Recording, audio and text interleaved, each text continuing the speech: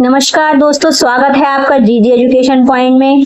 अगर आप PGT English, TGT, DSSB, KVS, NVS, CTET या यूजीसी नेट जैसे किसी भी टीचिंग एग्जाम की तैयारी कर रहे हैं तो आज की यह वीडियो आपके लिए बहुत महत्वपूर्ण है। आज हम वर्ब को शुरुआत से लेकर एडवांस लेवल तक पढ़ेंगे, साथ ही previous year questions, exam tricks और प्रैक्टिस एमसीक्यूज भी देखेंगे। तो चलिए शुरू करते हैं।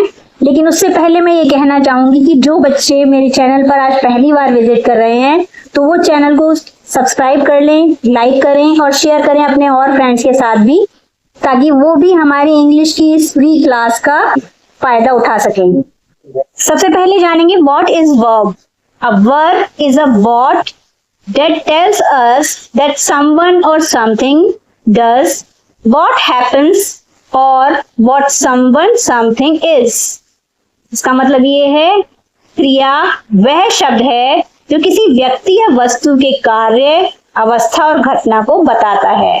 For example, she writes a letter, they play football, he is honest, the baby slept peacefully। तो यहाँ पर write, play, is और slept वर्ब हैं, क्योंकि ये जो भी ऑब्जेक्ट है उसकी क्रिया को बता रहे हैं। ठीक है, सिंपल लैंग्वेज में इसे कह सकते हैं वह शब्द जिससे किसी कार्य के करने या होने का बोध हो वर्ब कहलाता है। ये डेफिनेशन तो आपने बचपन में बहुत पढ़ी होगी, जैसे कि अदिति लाफ या the dog is dead, the boy are eating food. अब आती है बारी टाइप्स ऑफ वर्ब्स की। वर्ब्स कितने टाइप्स के होते हैं? देखिए यहाँ पर वर्ब्स के जो टाइप दिए हैं उसमें फर्स्ट होता है मेन वर्ब या lexical verb, second helping verb या auxiliary verb, third transitive verb, fourth intransitive verb. Next आता है finite verb, non finite verb, linking verb, action verb, stative verb, regular verb and irregular verbs. तो इनको अब short में समझने की कोशिश करेंगे, लेकिन उससे पहले हम देखेंगे फॉर्म्स ऑफ वर्ब्स को। वर्ब की फर्स्ट फॉर्म बेस फॉर्म कहलाती है। यहाँ पर हमने एग्जांपल लिया है गो का, तो फर्स्ट फॉर्म में, बेस फॉर्म में गो को गो कहेंगे। सेकंड फॉर्म में, जिसे पास्ट फॉर्म के नाम से जानते हैं, वेंट हो जाएगा। थर्ड फॉर्म में पास्ट पार्टिसिपल के नाम से जानते हैं, ये गॉन हो जाएगा। फोर्थ फॉर्म में हम आईएनजी फॉर्म का यूज करते हैं, तो गो का यहाँ पर गोइंग हो जाता है। और फिफ्थ फॉर्म में एस और ईएस फॉर्म का यूज करते हैं, तो जहां पर गो है फर्स्ट फॉर्म में, वहां फिफ्थ फॉर्म में वो गोज हो जाता है। तो हम वापस आ जाते हैं अपने टाइप्स ऑफ वर्ब पे। तो यहाँ हम देख रहे हैं main verb, helping verb, transitive verb, intransitive verb. अब आपने इतने सारे वर्ब सुने तो हैं, लेकिन सबको अलग अलग तरह से क्लासिफाइड किया गया है, तो उसी तरह से हम इसको क्लासिफाइड करके बताते हैं। पहला क्लासिफिकेशन हमारा है लेक्सिकल वर्ब, ऑक्सिलरी वर्ब का। तो लेक्सिकल वर्ब ऐसे वर्ब को कहा जाता है जो वर्ब सेंटेंस में मेन वर्ब की तरह प्रयोग किए जाते हैं, जैसे वर्ब की first form, second form, third form, ING form और वर्ब की फिफ्थ फॉर्म, जो कि अभी हमने देखी थी। तो ये जितने भी वर्ब होते हैं मेन वर्ब में, वो सारे लेक्सिकल वर्ब के अंतर्गत आते हैं, जो एक्सप्रेस करते हैं मेन एक्शन को या स्टेटमेंट को या फिर किसी घटना को, जिनका कोई ना कोई मीनिंग होता है या अर्थ होता है। जैसे कि मेन एक्शन क्या है? Eat, run, write, think, read, sleep, dance, laugh, और भी बहुत सारे होते हैं जो कि मेन घटना या एक्शन को बताते हैं। इन्हें लेक्सिकल वर्ब्स के नाम से जाना जाता है। इनकी कितनी फॉर्म्स होती हैं? 5 फॉर्म्स होती हैं। First form, second form, third form में इन्हें चेंज किया जा सकता है। इनका की कैरेक्टरिस्टिक्स क्या है कि इनको चेंज कैसे किया जाता है? जैसे कि बेस में, पास्ट में, पास्ट पार्टिसिपल में, जो कि हमने बेस फॉर्म्स बताई थी, अभी सारी फॉर्म्स बताई थी वर्ब की, ये इसके अंदर आती हैं। जैसे ईट का एट, ईटिन, ईटिंग। तो इसका ये की कैरेक्टरिस्टिक यही है कि ये लेक्सिकल वर्ब्स होते हैं सारे। नेक्स्ट आता है हमारा ऑक्सिलरी वर्ब्स।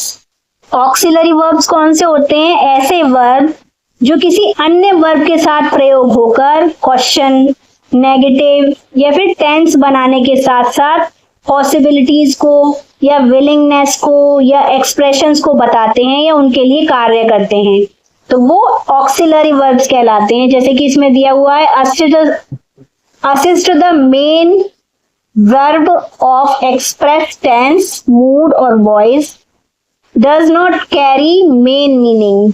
तो मेन मीनिंग ये कैरी नहीं करते हैं। जैसे कि हमारे लेक्सिकल वर्ड जो थे वो मेन मीनिंग को बताते थे कि सेंटेंस में क्या कार्य हो रहा है, लेकिन ये उसको नहीं बताते हैं। इनका कार्य हेल्पिंग वर्ब का होता है, इसलिए इन्हें हेल्पिंग वर्ब भी कहा जाता है। ये कितने टाइप्स के होते हैं? ये 3 टाइप्स के होते हैं। पहला होता है प्राइमरी ऑक्सिलरी, जैसे to do, to have, to be, have, do आदि इसके अंतर्गत आते हैं। सेकेंड इसमें होते हैं मॉडल ऑक्सिलरी, ये मूड और प्रोबेबिलिटी पर डिपेंड करते हैं, जैसे कि can, could, may, might, shall, should, will, would, must. For example can play, might run, must study.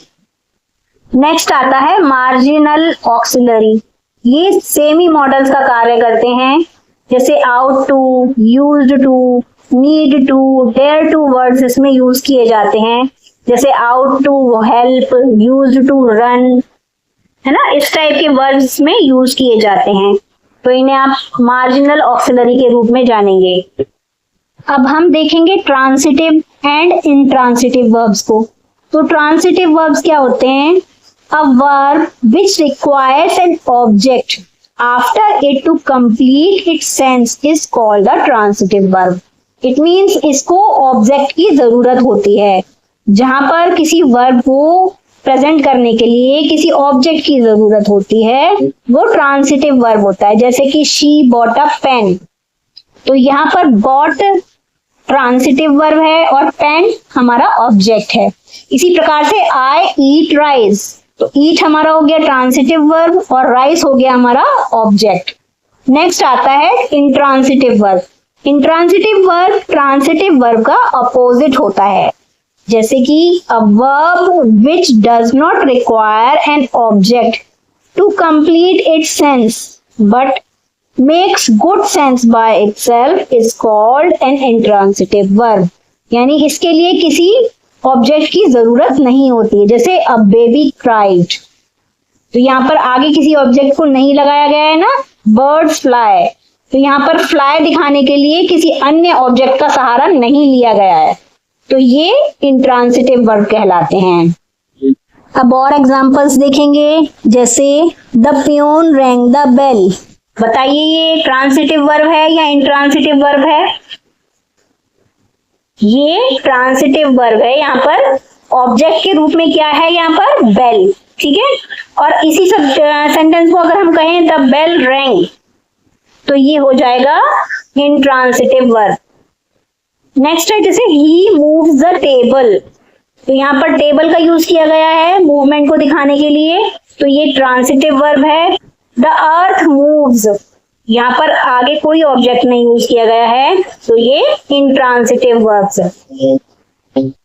अब बात करते हैं फाइनाइट वर्ब और नॉन फाइनाइट वर्ब की। तो finite verb changes with subject and tense, जैसे ही राइट्स का हो गया, टेंस चेंज हो गया हमारा ही रॉट। नॉन फाइनाइट वर्ब्स उन वर्ब्स को कहा जाता है जहां पर सब्जेक्ट और टेंस को चेंज नहीं किया जाता है। इसके 3 टाइप्स होते हैं। पहला इंफिनिटिव वर्ब, जिसमें टू के साथ वर्ब की फर्स्ट फॉर्म का यूज किया जाता है, जैसे टू स्टडी, टू रीड, ठीक है। नेक्स्ट होता है गिरंड, इसमें वर्ब की साथ आईएनजी का यूज किया जाता है। क्योंकि इसका यूज सब्जेक्ट की तरह होता है, इसलिए इसे नाउन के रूप में जाना जाता है, जैसे रीडिंग इज गुड। पार्टिसिपल्स, ये वर्ब के साथ आईएनजी या वर्ब की थर्ड फॉर्म का यूज करते हैं। इसका काम एडजेक्टिव की तरह होता है, a crying baby, a broken chair.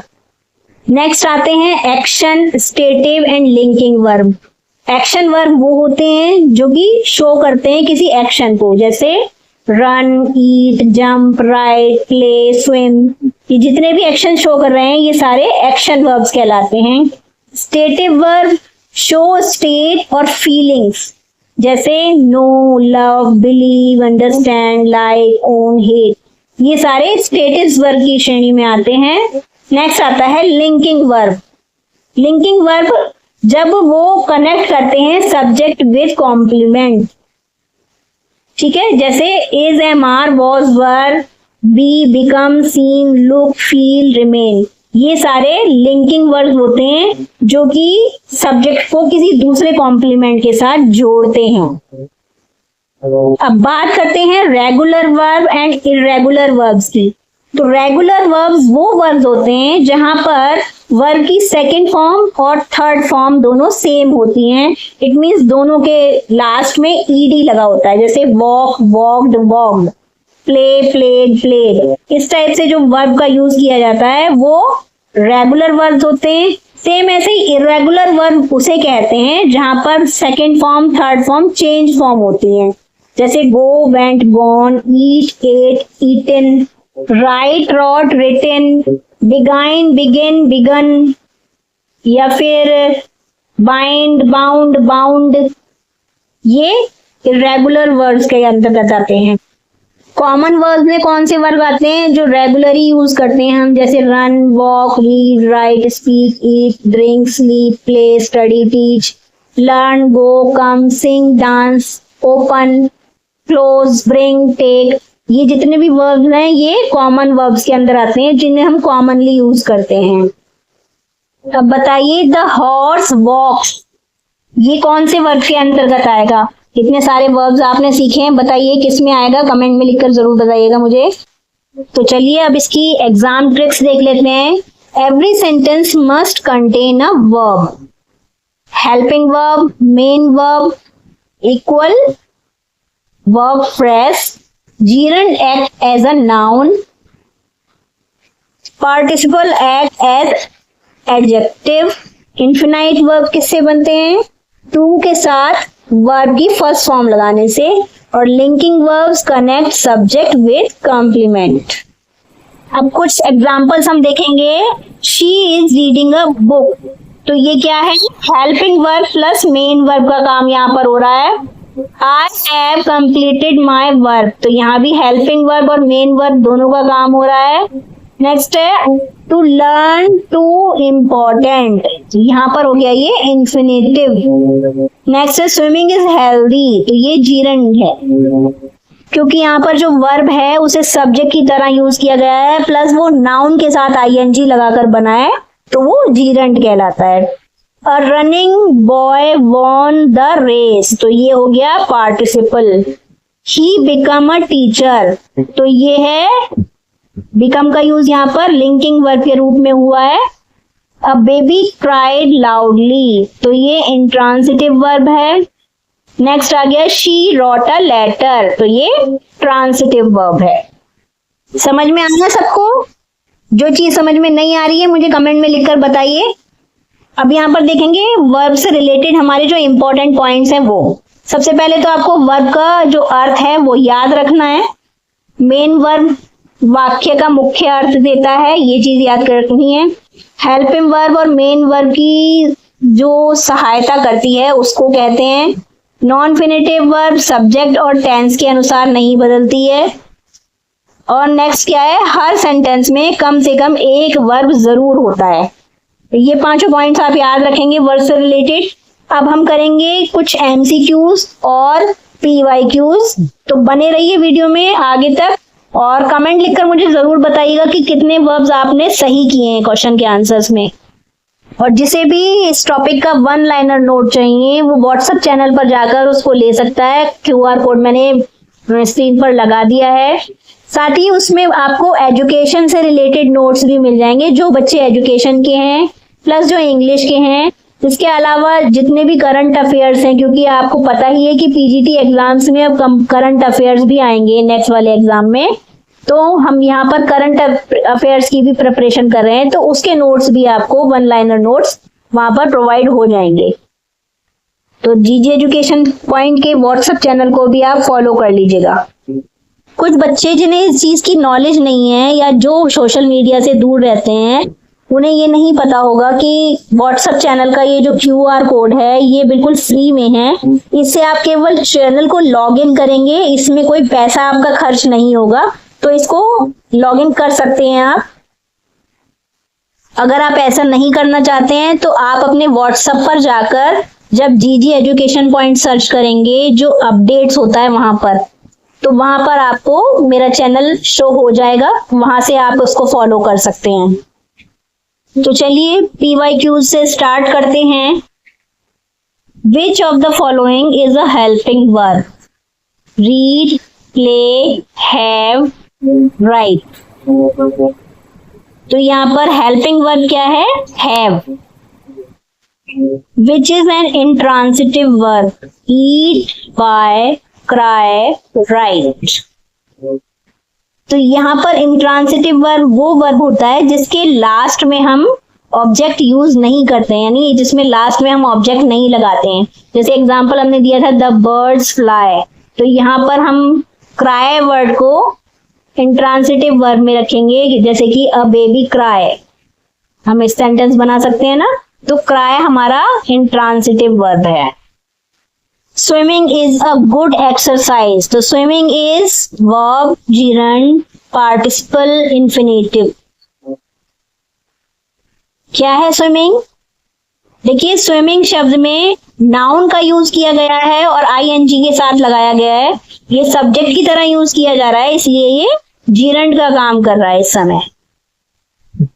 Which is a linking verb? Run, eat, become, write. Linking verb वो वर्ब होते हैं जो कि सेंटेंस को आपस में जोड़ते हैं। तो यहां पर बिकम वर्ब लिंकिंग वर्ब के अंतर्गत आएगा। Which one is a non finite verb? Writers, wrote, written, writes.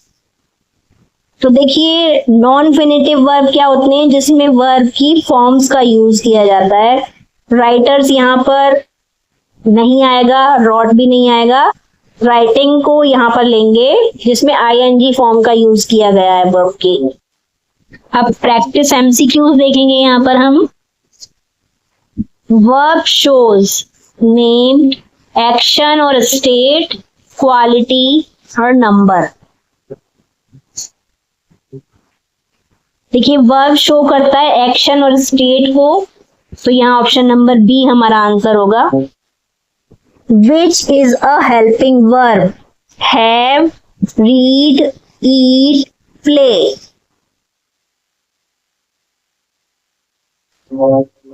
तो यहाँ पर रीड, ईट और प्ले हमारे मेन वर्ब्स में आते हैं, तो हैव हमारा यहाँ पर हेल्पिंग वर्ब होगा। V3 of go is went, gone, going, goes. V3 means verb की थर्ड फॉर्म पूछिए गो की, तो गो की थर्ड फॉर्म होती है गॉन। गो, वेंट, गॉन। तो यहाँ पर ऑप्शन नंबर बी इसमें हमारा आंसर होगा। gerund act as adverb, noun, pronoun, verb. gerund क्योंकि सब्जेक्ट की जगह यूज किया जाता है, इसमें शुरुआत में ing फॉर्म लगती है वर्ब की, तो इसको हम नाउन की तरह यूज करते हैं। infinitive begins with add, on, to, of. infinitive begins with to. Which is a model? Will, is, has, does. तो मॉडल ऑक्सिलरी में क्या आता है? will. Which verbs needs an objective? Intransitive, transitive, linking, modal. तो यहाँ answer होगा transitive verbs needs objects. Which is an action verb? Run, noun, believe, seem. Action verb यहां पर होगा run. Which is a stative verb? Jump, know, write, run. तो stative verb जो है वो फीलिंग्स को, जो भावनाओं को बताती है, तो यहाँ पर know is a stative verb. Which is a linking verb, become, eat, read, walk. Linking verb वो होता है जो किसी सब्जेक्ट को किसी कॉम्प्लीमेंट से जोड़ता है, तो यहाँ पर become is a linking verb. Which is the verb two form of write, यानी वर्ब की सेकंड फॉर्म क्या है राइट की? Written, writes, wrote, writing. Write की सेकंड फॉर्म है wrote, write, wrote, written. Which is the verb's third form of eat?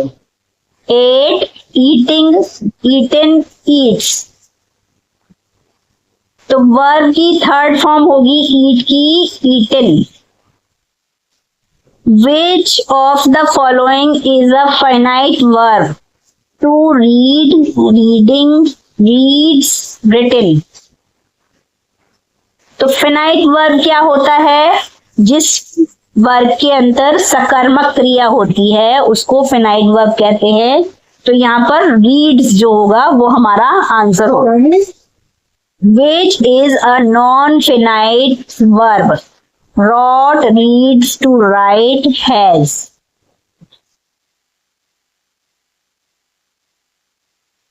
Non finite verb वो होते हैं जो कि सब्जेक्ट और टेंस के अकॉर्डिंग चेंज नहीं होते हैं, तो इसमें हमारा आंसर होगा to write. Identify the auxiliary verbs, play, have, read, walk. तो यहाँ पर प्ले, रीड और वॉक मेन वर्ब्स हैं, जबकि हैव हमारा ऑक्सिलरी वर्ब है। Which of the following is a modal auxiliary? is, has, could, does।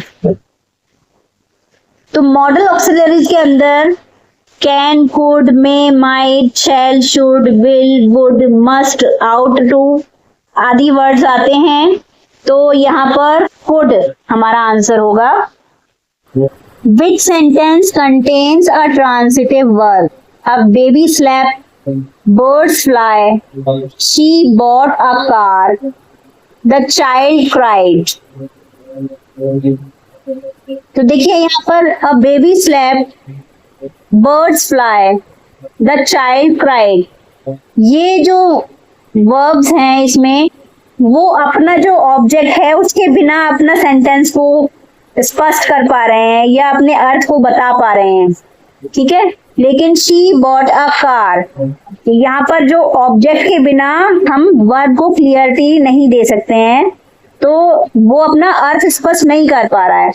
और यही ट्रांसिटिव वर्ब की विशेषता होती है कि ये बिना किसी ऑब्जेक्ट के अपना अर्थ स्पष्ट नहीं कर पाता है। तो यहाँ पर हमारा option number 3 she bought a car एक ट्रांसिटिव वर्ब है। विच sentence contains an intransitive verb? He opened the door, she wrote a letter, the baby cried, I ate an apple। इसका आंसर होगा the baby cried। In the sentence reading is my hobby, reading is a participle, gerund, auxiliary verb, modal verb.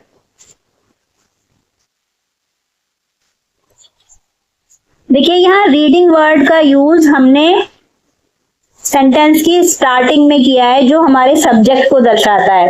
तो जहां पर हमारा verb subject की तरह use किया जाता है तो वो जीरंड की श्रेणी में आता है। ऑप्शन नंबर 20 में हमारा आंसर होगा।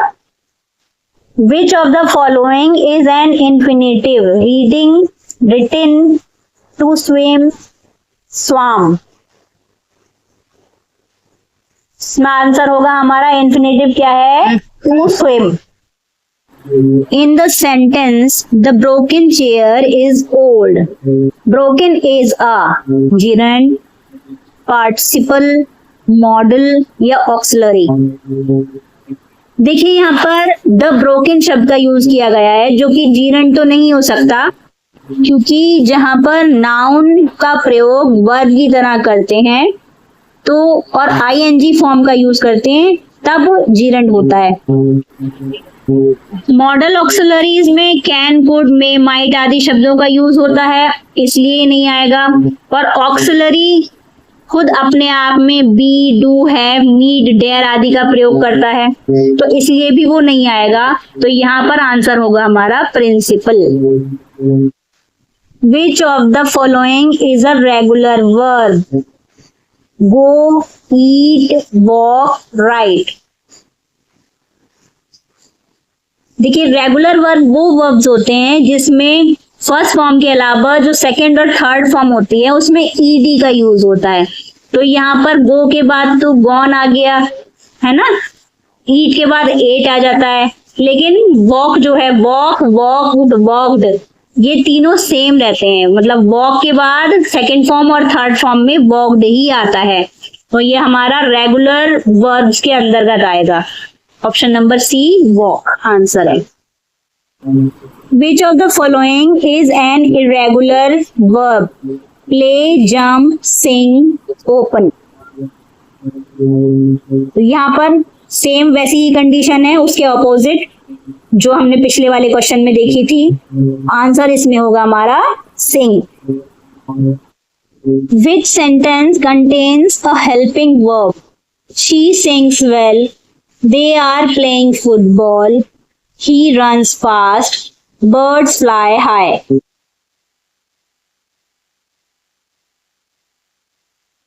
तो यहाँ पर they are playing football एक हेल्पिंग वर्ब के रूप में काम कर रहा है। यहाँ पर is, am, are, was, verb आदि जो वर्ड्स होते हैं ये हेल्पिंग वर्ब का काम करते हैं, तो ऑप्शन नंबर बी इसमें हमारा आंसर होगा। Which is the verb's fifth form of study? Study, studied, studies या study?